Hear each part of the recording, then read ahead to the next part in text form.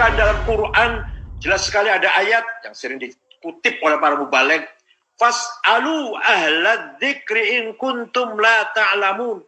Tanyalah kamu kepada para mubaligh gini, tanya kamu pada para kiai, para ustadz, kalau kamu nggak ngerti itu salah itu salah itu. Silakan baca tafsir, nggak usah besar-besar, tapi Jalalain saja.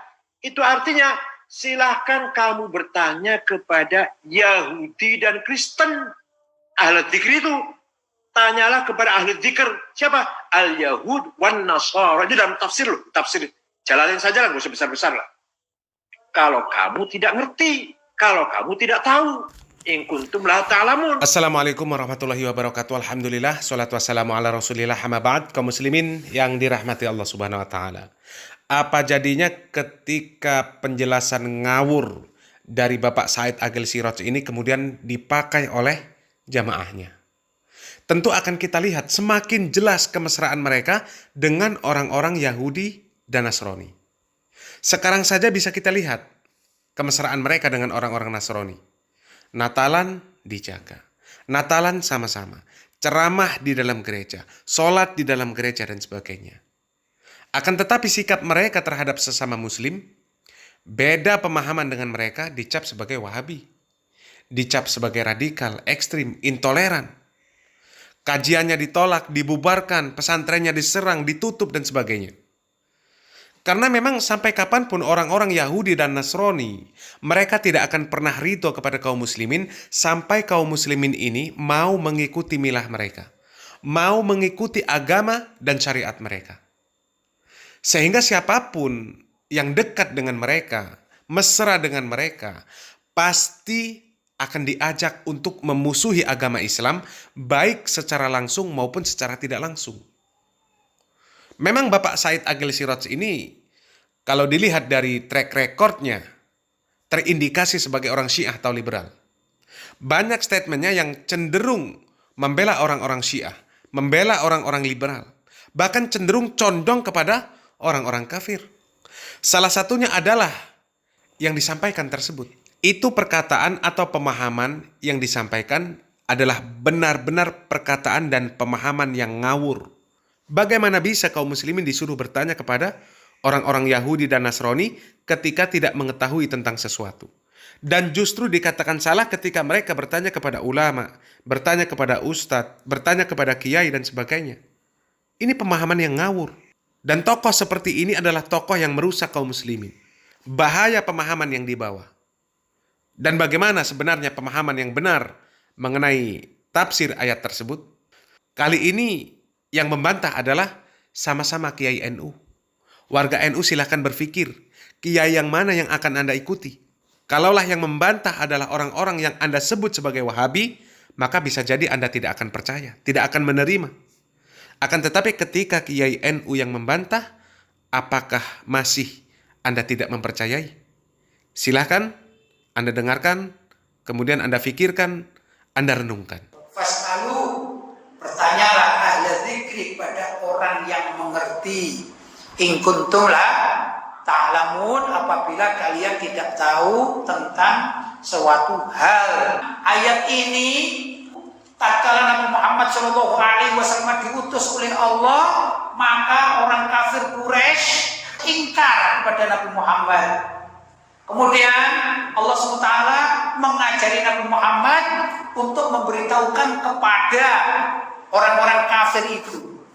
Wa ma arsalna, dan tidaklah kami Allah SWT mengutus sebelum engkau, hai Nabi Muhammad, kecuali orang laki-laki yang kami beri wahyu kepada mereka. Allah itu tidak hanya mengutus Nabi Muhammad, tapi juga mengutus nabi-nabi terdahulu. Dan mereka punya umat.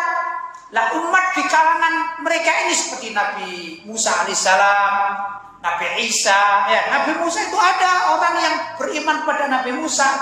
Maka tatkala Allah menurunkan atau mengutus Nabi Muhammad, sedangkan orang kafir Quraisy itu ingkar, maka diperintahkan oleh Allah untuk menanyakan kepada kafir Quraisy agar mereka belajar pada ahlul kitab, sama orang Yahudi dan Nasrani yang pernah mempelajari Taurat dan Injil tentang apa?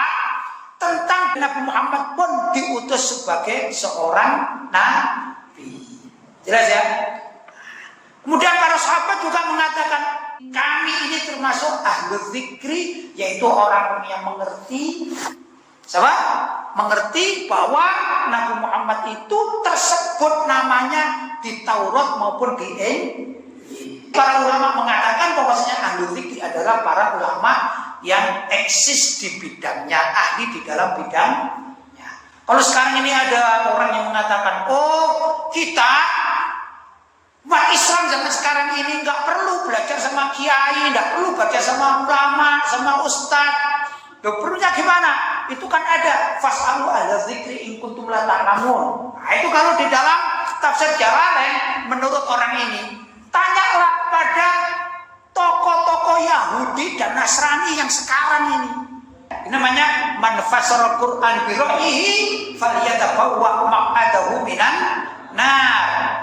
Barang siapa yang mentafsiri, mentakwili Al-Quran dengan kepalanya sendiri, maka adalah dia ini menepati tempat duduknya dari api neraka. Jadi kita tidak boleh pertama menakwili Al-Quran dengan kepala sendiri karena asyik cinta pada orang kafir Yahudi dan Nasrani di zaman sekarang. Akhirnya kamu gak perlu tanya ustadz, gak perlu tanya kiai-kiai, ya. Kalau ada masalah agama, tanya sama pendeta, tanya sama rohib Yahudi, misalnya. Karena itu perintah Al-Quran. Apa dalilnya? Fas'alu ahla dzikri in kuntum la ta'lamun. Ini adalah orang yang menakwili Al-Quran atau ayat Al-Quran dengan kepalanya sendiri semau dia. Itu yang dikatakan oleh pengarang kitab Tafsir Al-Jalalain, juga ada hasyiahnya, itu syarahnya namanya Al-Futuhat Al-Ilahiyah. Begitu keterangannya. Jadi bukan berarti kita ini sekarang harus tanya kepada pendeta atau kepada rohib. Kita tidak perlu tanya kepada ulama-ulama kita.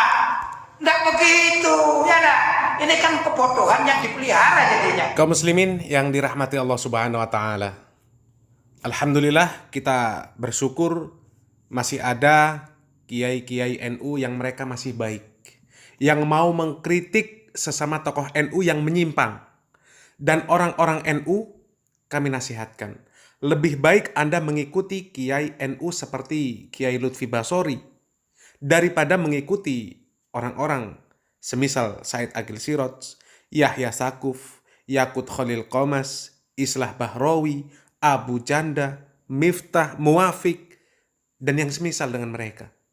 Dikhawatirkan Anda akan menjadi orang yang mesra dengan orang-orang kafir, akan tetapi hilang kecintaan di dalam hati terhadap sesama kaum muslimin.